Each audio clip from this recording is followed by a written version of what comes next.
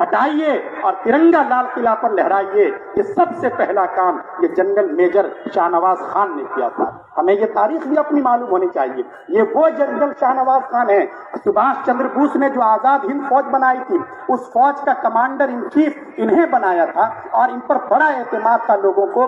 جب لال قلعہ میں انگریزوں نے انہیں قید کیا اور پھانسی کی سزا سنانے کا فیصلہ کیا, پنڈت جواہر لال نہرو خود وہ ان کے مقدمے کو لڑنے کے لیے وکیل کی حیثیت سے انگریزوں کی عدالت میں پیش ہوئے تھے, اور انہوں نے صاف کہا تھا اگر جنرل صاحب کو ان کے 2 ساتھیوں کے ساتھ پھانسی دی گئی پورے ملک میں آگ لگ جائے گی. چنانچہ انگریزوں کے ہاتھ پیر پھول گئے اور انہیں رہا کر دیا. تو یہ میجر جنرل شاہ نواز خان ہیں. یہ وہ لوگ ہیں یہ ہندوستان کے جب سپوت ہیں ہندو اور مسلمان سبوں نے مل کر اس کارواں کو آگے بڑھایا ہے. رانی لکشمی بائی کے بارے میں سبھی حضرات جانتے ہیں, ان کی خدمات اور ان کی قربانیوں کو بھی جانتے ہیں. لیکن جس وقت ان پر آفت آئی تھی انہوں نے آس پاس کے راجواڑوں سے راجاؤں سے مدد مانگی, کوئی آگے نہیں بڑھا.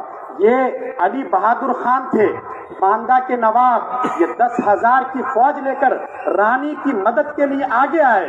اس کی پاداش میں انگریزوں نے علی بہادر خان کی سلطنت اور ان کے پورے حکومت کو ختم کر دیا, اور اس کے کچھ ہی سالوں کے بعد بنارس کی جیل میں علی بہادر خان صاحب کا انتقال ہو گیا.